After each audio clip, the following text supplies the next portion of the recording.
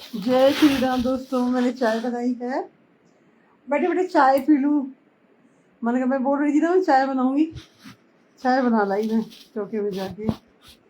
अब खाना वाना खा ही लिया था मैंने। पतिदेव के लिए मैंने 2 रोटी के लिए आटा मल के रख दिया है। बर्तन सारे सिंक में समेट दिए हैं। आपसे बात करके जाऊंगी तो बर्तन धो लूंगी, पतिदेव आएंगे तो रोटी सेक दूंगी, फिर उनको खाना खिलाऊंगी। अब सर्दी की रातें हो गई, बड़ी बड़ी हो गई ना, और अभी तो और बड़ी होंगी रातें। दिवाली के बाद देखिएगा, रातें नहीं कटेंगी सर्दियों की। सर्दी की रातें नहीं कटती, गर्मियों के दिन नहीं कटते।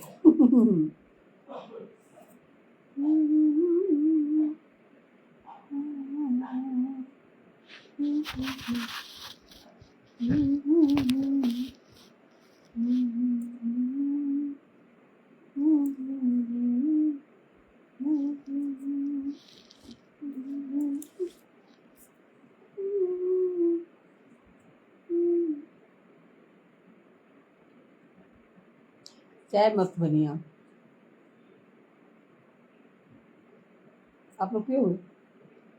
मन कर रहा होगा ना चाय देख के इन दिनों। कोई चाय पी रहा हो तो मन कर जाता है ना देख के। अब हमारी सर्दी शुरू हो गई, हमें चाय बड़े अच्छी लगेगी। अब बैठ के चाय पियो गरम गरम। अभी मैं अकेली हूँ ना, इसलिए बना के ले आई। पतिदेव होती तो नहीं बनाती। टाइम पास हो जाता है चाय से। वो पीने नहीं देते ना चाय, फिर चिल्लाते दूध पी लो, दूध पी लो, चाय मत पियो, ऐसे बोलते फिर वो। आज मेरे पतिदेव का ना गाड़ी का चालान कर दिया, और वो भी भाई साहब पूरा डिटेल कटा है। किसी ट्रैफिक वाले पुलिस भाई साहब ने नहीं रोका, किसी ने नहीं रोका। फोटो खींचा और फोन पे उनके आ गया, मोबाइल में आ गया। उन्होंने देखा, मैसेज आ गया, कहते अरे मेरी गाड़ी का चालान कट गया। अरे बेचारे। ठीक है, तो कोई बात नहीं, मैं करा लूंगा, फ्री करा लूंगा। और उनको याद नहीं, गाड़ी के अंदर मतलब डिक्की में रखा हुआ है हेलमेट, मगर उनको याद नहीं रही है। और मेरे को भी बोलने को याद नहीं रही है, क्योंकि ये फर्स्ट टाइम ऐसा हुआ है। वरना वो अब यहीं रहते हैं, अपने घर के आसपास ही रहते हैं, बाहर निकलते नहीं है इतनी जल्दी।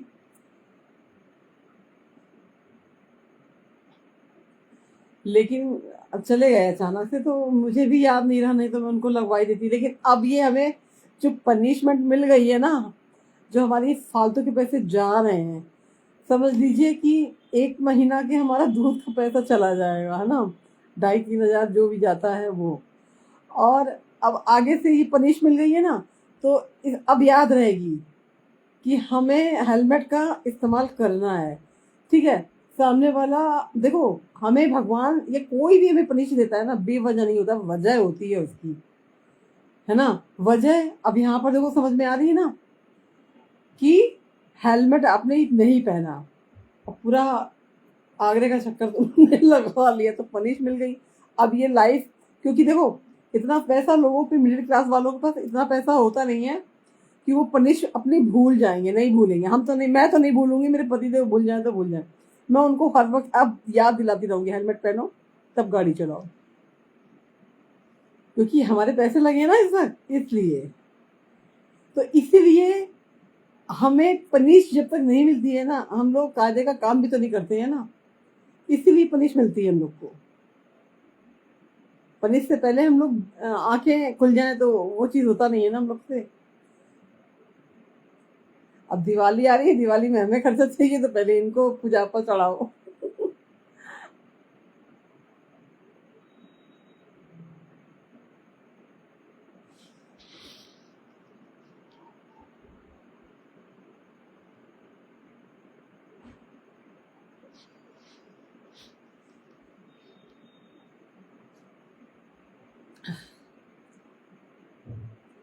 कोई बात नहीं।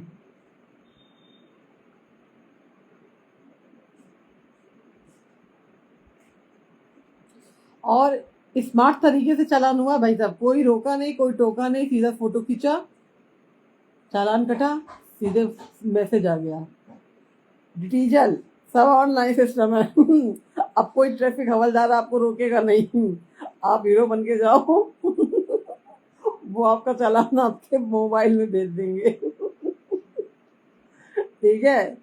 अब ये नहीं है रुक रुक रुक 500 का नोट निकाल गया, 1000 का नोट चालान कर, अब ये सब कोई सिस्टम नहीं है।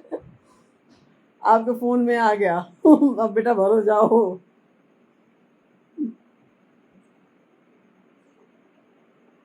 सारा काम ऑनलाइन हो गया, मतलब एक फोन हमारा बात करने से ज्यादा पेटीएम करना, चालान का मैसेज आना, मतलब कुछ भी न्यूज लेना, फोन का एक ये रास्ता बन गया है। बात करना इतना जरूरी नहीं है, लेकिन सारी इंफॉर्मेशन कलेक्ट करना फोन से ये ज्यादा जरूरी हो गया है अब।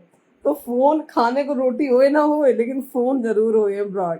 भाई आईफोन हर कोई नहीं ले सकता ना, तो 10,000 का होए, 20,000 का होए जरूर फोन। अब ये देखो फोन कितना जरूरी है भाई।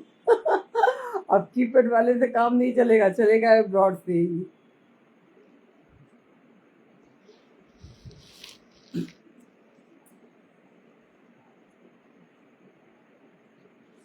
ये हाल है।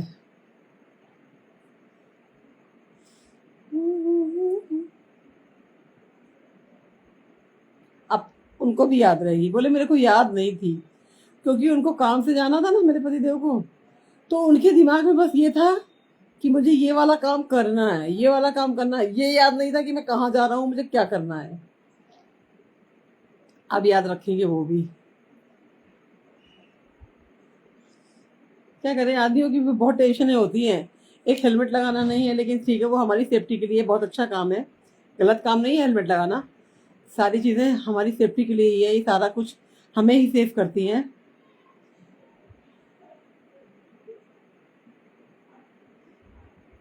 हमें ही सेव करती है ना, हमारी ही जान बचाती है। मगर वही है ना, दिमाग इंसान का ऐसे ही होता है ना, एक दिमाग में 36 बातें होती हैं, कहाँ तक बेचारे याद रखे ना। मैं भी भूल गई थी, नहीं तो मैं अगर याद दिला देती ना, मेरी भी गलती है, मैंने याद नहीं दिलाया उन्हें। अगर मैं याद दिला देती ना तो वो लगा लेते हेलमेट। लेकिन आगे के लिए हम सावधान हो गए, हमारा चालान कट गया। हम आगे के लिए सतर्क हो गए। ठीक है, आप लोग भी ध्यान दिया करो, क्योंकि अब कोई आपको रोकेगा नहीं, कोई आपको टोकेगा नहीं, सीधा चालान आपके फोन पे आएगा। जितने का भी आए आपको भरना ही है ना। तो अपने पैसे बचाओ, खुद को बचाओ, और सारे रूल, जो भी सरकारी रूल है, सारे रूलों को फॉलो करो। उसी में बस मनसाहत है हम लोग की। क्योंकि हमारी ही सेफ्टी है, हर एंगल से देखोगे ना तो हम ही लोगों की सेफ्टी है ना। नहीं, कंबल अभी ओढ़ने का मौसम नहीं है, अभी एक कंबल वंबल नहीं निकाला हम लोगों ने। अब एसी तो नहीं चल रहा है, ये तो पक्का है। हमारा एसी 3-4 दिन से नहीं चल रहा, 5 दिन से नहीं चल रहा होगा। मतलब अभी 1, 2, 4 तारीख तक चला है ना, 4-5 तारीख तक चला, उसके बाद नहीं चला। अभी अभी आज कौन तारीख है, 12 तारीख है। हाँ, 5-6 दिन से बंद है, क्योंकि जरूरत ही नहीं है। कंबल वंबल की अभी नहीं है, कंबल की सर्दी होगी वो दिवाली के बाद होगी। अभी तो हम लोग पंखे में ऐसे ही पड़े रहते हैं बिना चादर के। हमें हमें चादर कंबल ओढ़ के इन दिनों भी नींद भी नहीं आएगी, हमें आदत भी नहीं है। हाँ, सर्दी लगी रात को सुबेरे के टाइम पे तो हम उठ के पंखा बंद कर देते हैं। पतिदेव को ठंड लगी तो वो बंद कर देते हैं, मेरे को लगी तो मैं बंद कर देती हूँ। ओढ़ेंगे नहीं, मगर अभी ओढ़ते नहीं, ओढ़ के हमें नींद नहीं आती है। जब बहुत सर्दी पड़ती है तब हम ओढ़ते हैं रजाई कंबल, जो भी ओढ़ते हैं। हमारा रूम पूरा पैक है ना, पूरा खिड़की विड़की हम सब बंद कर लेते हैं, है ना। बाहर और पर्दे डल जाते हैं, फिर बाहर की बिल्कुल हवा ही नहीं आती है, तो हमें इतना मोटा मोटा ओढ़ने की जरूरत नहीं पड़ती है। हल्का ओढ़ लिया बस, उससे हमारी सर्दी कट जाती है।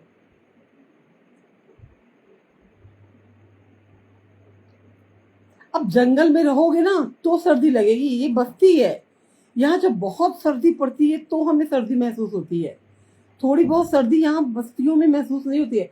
पेड़ पौधे मेरे भाई है नहीं है, बिल्डिंगें लंबी लंबी तो नहीं है, गली कूचे में हम लोग रह रहे हैं, तो सर्दी लगेगी यहाँ पे मेरे भाई। क्या सर्दी लगेगी, कुछ नहीं लगेगी।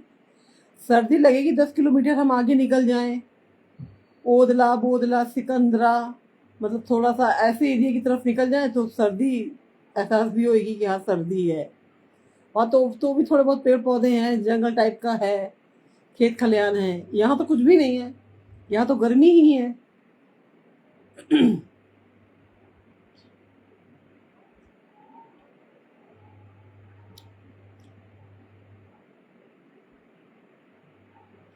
नहीं, मच्छर की वजह से ही तो पंखा चलाते हैं हम। अरे इन दिनों इतना मच्छर है कि पूछो मत, खा जाएगा हम लोग को। पंखा नहीं चलाएंगे तो बैठ नहीं पाएंगे। क्योंकि एक्चुअली है क्या, पीछे बराबर से जगह पड़ी हुई है खाली, वो मिट्टी मिट्टी में गाय है, गोबर ओबर करती, गलियों में गंदगी तो रहती है ना, कितना भी आप। और यहाँ के जो स्वीपर है वो सफाई भी कितनी करते हैं, 4 दिन में एक दिन आ गए, कूड़ा लेने आते हैं। मगर ये है संडे को उनकी छुट्टी रहती है, कूड़ा लेने आते हैं, झाड़ू नहीं करते हैं। झाड़ू हम लोग चीख चीख के करवाएंगे तो झाड़ू करेंगे, वरना कूड़ा दो कूड़ा दो। और कूड़ा सबकी थैलियों में डस्टबिन में होता है, उठा के दे दिया और वो ले गई, वो झाड़ू नहीं करेगी। और फिर कहो सुबह सुबह यार तो पंचौरा होता है, दुनिया भर का नाटक होता है, और सुबह सुबह दिमाग खराब करो तो हम कुछ बोलते नहीं, भैया करो तुम्हारी मर्जी, ना करो तुम्हारी मर्जी। कूड़ा लेने आती, कूड़ा दे देते। तो कीड़े मकोड़े तो होंगे ना। पहले कभी कभार हम लोग जब छोटे थे तो हमने देखा था, जब गली साफ करने वाले ये स्वीपर आते थे तो वो पाउडर होता है ना, डीडीटी पाउडर, जो कीड़े मकोड़े मच्छर भगाता था। तो वो समझ लो तो 4-6 दिन में, 8 दिन में हमारे दरवाजे से, मतलब पूरे मोहल्ले में डाल के ये स्वीपर ही जाते थे। आज वो सिस्टम भी तो नहीं है। आज वो ये सब सरकार अपने आप से उपलब्ध करा दी थी। हम अपने मायके में देखे हैं, जब तक हम लोग की शादी नहीं हुई थी तब तक देखे हैं। अब शादी के बाद हमें इतना मौका ही नहीं मिला वहां रहने का कि हमने देखा हो। लेकिन यहाँ तो कुछ भी नहीं होता। यहाँ तो स्पेशली जब किसी का फंक्शन होता है ना मोहल्ले आस पड़ोस में, तो स्वीपर से खास तौर पे कह के पैसे दे के डलवाना पड़ता है। सरकारी योजना नहीं है ये। और हमारे मायके में ये सरकारी योजना हुआ करती थी कि स्वीपर अगर साफ कर रहा है, गली में झाड़ू कर रहा है, उसके बाद उसको डीडीटी पाउडर डालना ही डालना है, जैसे वो एकदम लकीर सी बना देते हैं ना। लेकिन हाँ, यहाँ पर मैंने ईद में वो चीज़ देखी है। ईद होती है ना, जो ईद बकरीद होती है उन लोग की, तो उसमें तो वो डालते हैं। बाकी हम लोगों का कोई भी त्योहार होगा नहीं डालते हैं वो, लेकिन हमारे पीहर में डालते हैं, मायके में हमारे होता था। बड़ा अच्छा सिस्टम था। अब शहरों का तो भैया कुछ समझ में नहीं आता। यहाँ तो सब एडवांस लोग हैं, किसी से कुछ मत कहो, उल्टा भारी पड़ जाते हैं हम पे।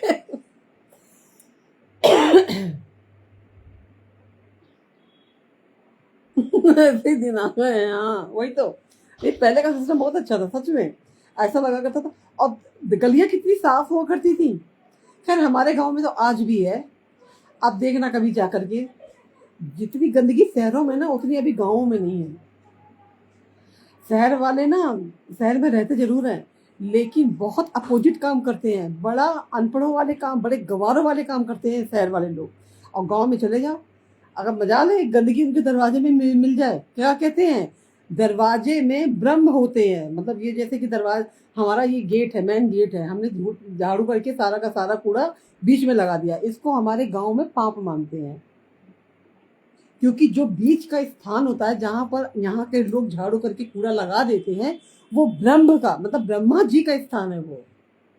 मेरे पिताजी ने एक बार बताया था, क्योंकि मैं छोटी थी तो मैं अपने पिताजी को देखती थी झाड़ू करते हुए, और वो कूड़ा उठा के पूरा घर का पूरा झाड़ू करके, और बाहर से कूड़ा उठा के पूरा वो जहाँ कूड़ा वहाँ डालते थे जहाँ पे स्वीपर लोग आते थे, उठा के ले जाते थे। अब हम लोगों का वो बच्चा वाला दिमाग, मैंने झाड़ू करा, झाड़ू करके मैंने बाहर कूड़ा कर दिया और वहाँ लगाया जहाँ पे लगाना नहीं चाहिए। तब मेरे पिताजी ने ये वाली बात समझाई थी कि बेटा कभी भी झाड़ू करके दरवाजे के मेन गेट में बीच में कभी झाड़ू वो कूड़ा मत लगाना, ऐसे कूड़ा मत बेटा, ये भगवान का स्थान है, ऐसे बताया था मेरे पापा ने। आज कोई समझाएगा अपने बच्चों को? नहीं, नहीं समझाएगा। आज बापों को नहीं पता है तो वो बच्चों को क्या समझाएंगे? पता है? बताओ, नहीं पता होगा कि बीच में भगवान का स्थान होता है।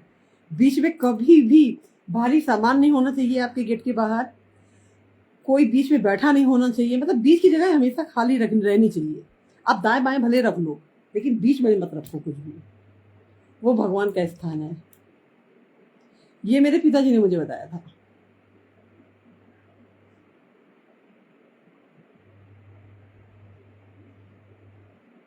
तो पड़ोसी के घर के यहाँ डालते हैं। अरे भाई पड़ोसी और उस, देखिए शहरों में पड़ोसी का या आपके घर में स्पेस तो होता नहीं है, वो 10 फुट की लाइन होती है। 10 फुट की लाइन में आपके यहाँ 20 फुट की होगी ज़्यादा से ज़्यादा।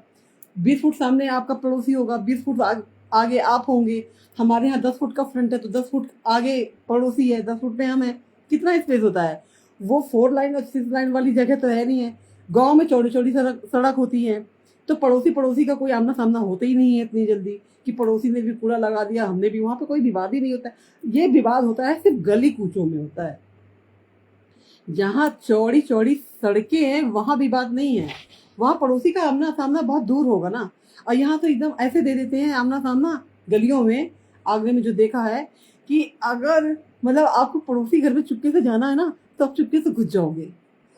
इतना स्पेस कम होता है शहरों में, है ना। आपको जाने में पड़ोसी के घर में बिल्कुल देर नहीं लगेगी, क्योंकि इतना डिस्टेंस होता ही नहीं है ना।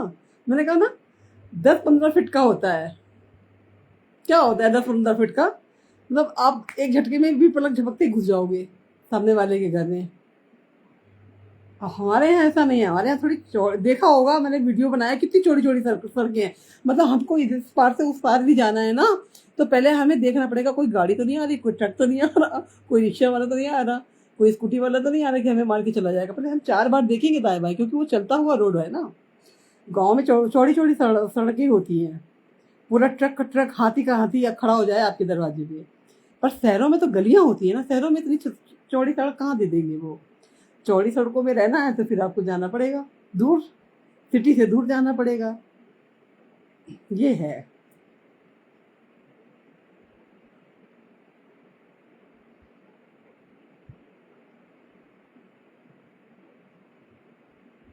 तभी तो पड़ोसन निकलेगा। हमारे यहाँ ये सब सिस्टम नहीं है। गाँवों के और शहरों में रहने का बहुत फर्क है। यहाँ तो जो कोठी बना के बैठा है ना, वो भी अपने घर के बाहर दरवाजे पे ही कूड़ा डालेगा। वो कहेगा मैं 2 कदम आगे क्यों जाऊं, मैं तो पैसे वाला हूँ। वो भी करके दरवाजे पे, क्योंकि वो कहता है मेरा दरवाजा है। पर गांव में क्या कहते हैं, नहीं ये हमारा दरवाजा है, भगवान आते जाते हैं और यहाँ पर कूड़ा नहीं डलेगा। गांव के लोगों की ये सोच है। शहर का लोग अपने आप को बड़ा एडवांस बनता होगा, लेकिन बुद्धि नहीं लगाता है। वो कहता है ये मेरी प्रॉपर्टी है, मैं यहाँ हक दूं। तुम्हें क्या। हमारे यहाँ तो ऐसे ही है पड़ोस में। आप किसी से कुछ कह के देखो, वो कहता है ये मेरी प्रॉपर्टी है, ये मेरा दरवाजा है, मैं यहाँ हक दूं तुमको क्या। हमारे गांव में हमें अगर एक आदमी, अगर बच्चा कोई, पहली बात बड़े तो कोई गलती करेंगे नहीं, बड़ों को बहुत सीख है। अगर किसी का बेटा या बेटी अगर ये ऐसी हरकत करता है, किसी बड़े बुजुर्ग ने देख लिया, वही टोक देगा और उसको माननी भी पड़ती है। शहरों जैसा रिवाज नहीं है। आज भी ऐसे गांव हैं। हमारा तो है भाई, हमारा तो है। हम कह देंगे ठीक है बाबा, ठीक है चाची, ठीक है चाचा, कुछ भी बोल देंगे कि हाँ ठीक है, आपने कहा, हमने नहीं किया, हटा लिया, क्योंकि हमें ज्ञान नहीं था, हमने कर दिया। अब आपने हमें समझाया, हमने समझ लिया। यहाँ तो मेरा दरवाजा, मेरा घर, मेरा प्रॉपर्टी, यहाँ पर ये लैंग्वेज का इस्तेमाल होता है भाई मेरे। यहाँ पर ऐसे लैंग्वेज इस्तेमाल करते हैं लोग। सभ्यता वाली बात नहीं है यहाँ पर। अगर आपको दरवाजा गंदा लग रहा है किसी का, वही देखिए, डिस्टेंस तो है नहीं है, 10 फीट का आमना सामना है। वही दरवाजा पड़ोसी का, वही हमारा है। हमारे दरवाजा साफ है या पड़ोसी ने ला के डाल दिया, बहुत से डाल देते हैं। अगर हमने उनसे कह दिया तो वो अकड़ के कहेंगे ये तो मेरी प्रॉपर्टी है, मेरा दरवाजा है, हम तो डालेंगे। ऐसे बोल देते हैं। सामने वाला अपने आप चुप जाए, हाँ गधो हमें क्या करना है, फिर हम तो ऐसे बोल के चले आते हैं।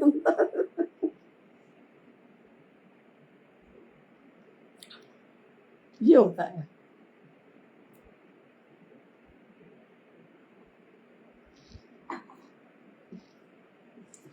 तभी तो कहते हैं, देखो अब बड़े बूढ़े की बात तो कोई मानता नहीं है कि कोई बड़े बूढ़ों की बात माने। अब बड़े बूढ़े हैं भी कहाँ, कौन रहता है, कोई नहीं रहता। अपना बच्चे, जब तक बच्चे हैं संग में, जब तक शादी नहीं हुई है, बहुत कम परिवार ऐसे हैं जो सम्मिलित हैं, बाकी तो सब अलग ही अलग रहते हैं। अपनी बीवी, अपने बच्चे और हम, बस हम दो, हमारे दो, बस। न बाप, न भैया, न मैया, कोई नहीं। हमारी लाइफ ये है। समझाए कौन, अकल कहाँ से आएगी लोगों में। शेरनी बननी पड़ती है, बनना पड़ता है। आज सीधे देखो, मैं अभी आपको नाम नहीं लूँगी, मैं एक बात बताती हूँ।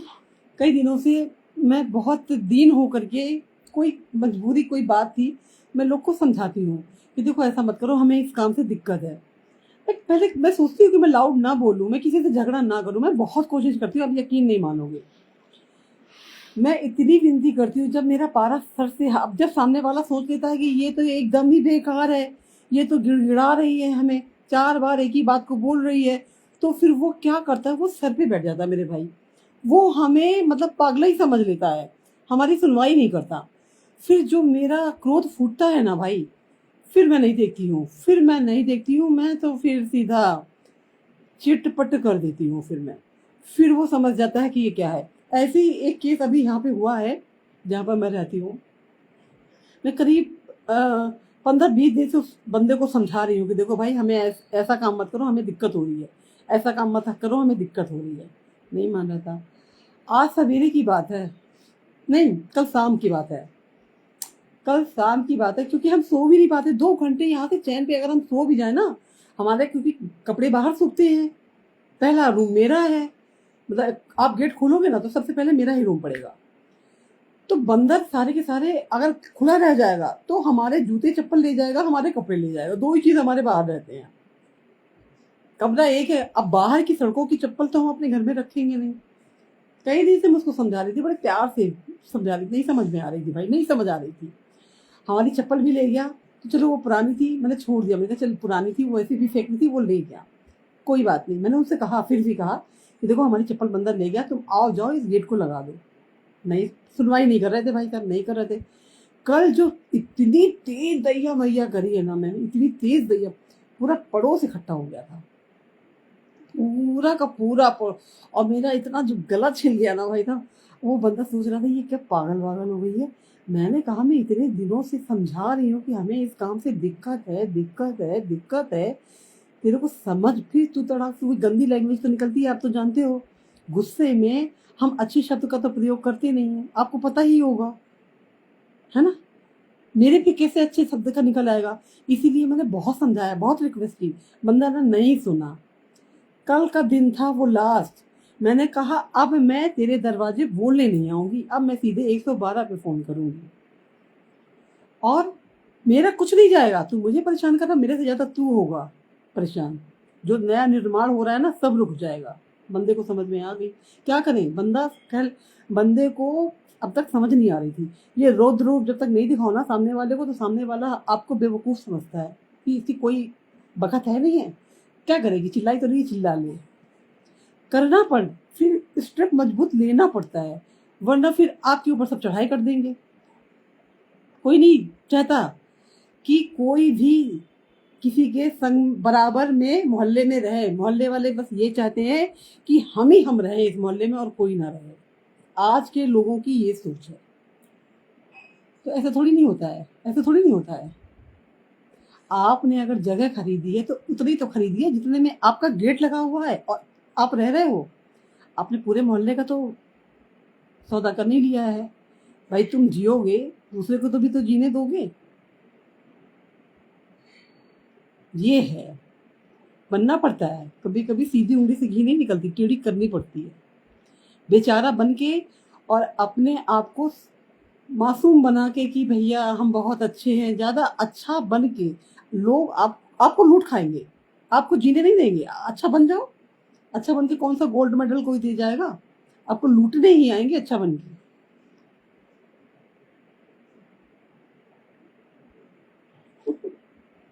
मेरे को समझ आ गई, कल जो शाम को मैं चिल्लाई हूँ, समझ आ गई। इतनी तेज चिल्लाई हूँ, यही 4 बजे की बात है। इतना बवाल कर दिया मैंने कि पूछो मत। मैं सिर्फ अपने पति की बात मानती हूँ। उन्होंने कहा रहने दे, हमें कितने दिन यहाँ रहना है। वो बोले रहने दे, जब जो जो समय जा रहा है जा रहा है, हमें खुद ही यहाँ से जाना है। मैंने कहा हमें तो जाना है, हम तो ये बात समझ रहे हैं, लेकिन सामने वाला हमारी सुनने को तैयार नहीं है। हमें दिक्कत हो रही है, हमारी परेशानी कौन देखेगा। अब जब तक तो परेशान करेगा ये सामने वाला हमें।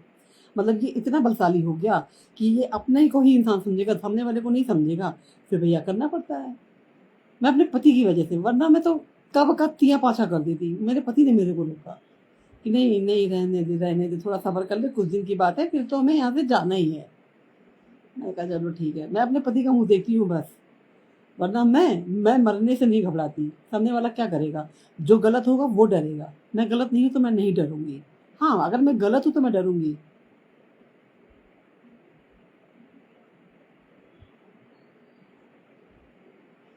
नहीं, डिप्रेशन में नहीं रहते। मैं उनको डिप्रेशन में रहने दूंगी तब ना। मैं ऐसी उनसे कोई बात ही नहीं करती डिप्रेशन वाली। और उनको वो सोचने में कुछ अगर बैठ भी जाते हैं ना, तो उनको तुरंत टोक देती हूँ मैं, क्या है, कौन सी लंका लुट गई तुम्हारी, कौन से तुम्हारा खानदान बैठा है यहाँ पे, परिवार की वो भूखा मर रहा है जो तुम इतनी सोच में बैठ गए। मैं तो ऐसे बोलती हूँ सीधे उनसे। मैं कि खुश रहो, खुश रहो, जो है जितना है जैसा है, ज़्यादा सोचने की और विचारने की जरूरत नहीं है, जाओ बाहर घूम आओ। ऐसे बोलती हूँ मैं सीधे। मैं उनको डिप्रेशन में नहीं, बिल्कुल नहीं। मैं उनको सोचने का मौका ही नहीं देती। जैसे देख लूंगी कि हाँ वो कुछ सोचने बैठ गए, कुछ उनका दिमाग चल रहा है, मैं तो उनको देखती रहती हूँ ना हर पल। मैं तो तुरंत अपने पति को तुरंत जगा देती हूँ। क्या है, किसके लिए सोच रहे हो, कितना बड़ा परिवार है तुम्हारा, एक बीवी तो है। और बीवी भी ऐसी है कि बीवी को कुछ नहीं चाहिए, पति चाहिए, अपना अपना परिवार चाहिए। क्या करना है ज़्यादा सोच के।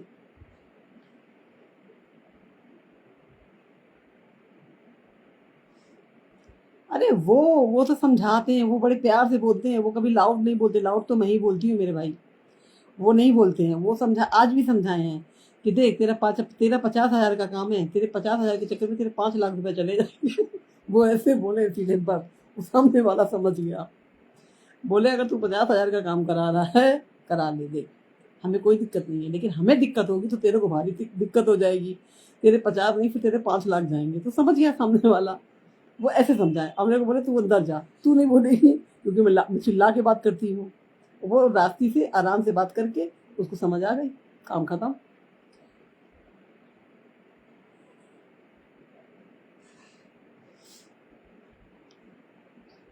ये काम करो, काम करने की कोई बुराई नहीं है, लेकिन सामने वाले की भी तो दिक्कत समझो। सामने वाले की दिक्कत क्या है। अगर सामने वाले को हमें हमसे तुमको कोई परेशानी है तो तुम हमें बोलो, हम वो काम नहीं करेंगे, हम नहीं करेंगे। हम एक बार आप हमें समझा दोगे कि राधा ऐसी बात नहीं होनी चाहिए, होगी नहीं। मेरे पति तो इतना भी बोलने का मौका नहीं देते हैं कि सामने वाले को हमारी वजह से कोई कष्ट हो। चलो मैं तो अपनी मानती हूँ कि मेरी वजह से सामने वाले को कष्ट हो सकता है, लेकिन मेरे पति ऐसे हैं कि कोई भी काम कर जाएंगे, सामने वाले को पहले सोचेंगे कि देख उसको तकलीफ नहीं होनी चाहिए।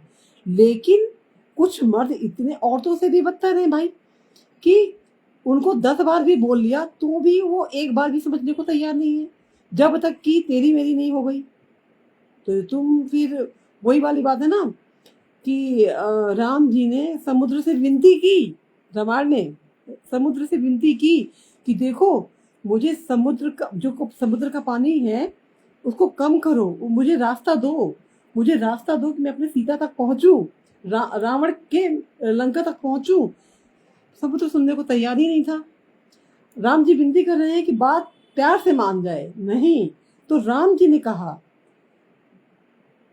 कि जब तक इंसान विनती एक करने लायक है, एक बार 2 बार, तीसरी बार में फिर राम जी ने बाण उठा लिया कि मैं आज तो समुद्र को सुखा ही दूंगा। जब वो सूख जाएंगी तो आराम से रास्ता मिल जाएगा, मैं चला जाऊंगा। सोई समुद्र तिलमिला के भगवान के पास त्राही त्राही, मुझे बचाओ, मुझे बचाओ, मेरा तो सर्वस्व ही खत्म हो जाएगा अगर आपने मुझे सुखा दिया तो। मतलब तो उसमें यह दिखाया गया है कि जब बातों से इंसान नहीं मानता ना, तो उसको फिर ललकारना ही पड़ता है। तो उसी के लिए ये शब्द इस्तेमाल होता है कि लातों के बुत बातों से नहीं मानते। आप किसी को कितना भी प्यार से समझा लेना, आप कितना भी दैन होकर के समझा लीजिएगा, वो आपको कमजोरी समझेगा। फिर आपको जब अपने औकात पे आना पड़ता है, फिर सामने वाला आपको समझता है कि हाँ नहीं, इसके अंदर कोई पावर है। क्यों? क्योंकि वो आपको इतना मजबूर कर देता है मेरे भाई। सीधी लैंग्वेज तो कोई समझता ही नहीं है ना। अगर सीधी लैंग्वेज समझ ले कोई, तो काहे के लिए महाभारत होती। वही जड़ इंसान है, वो नहीं समझता। सारे इंसानों को नहीं कहूंगी, कुछ लोग ऐसे हैं।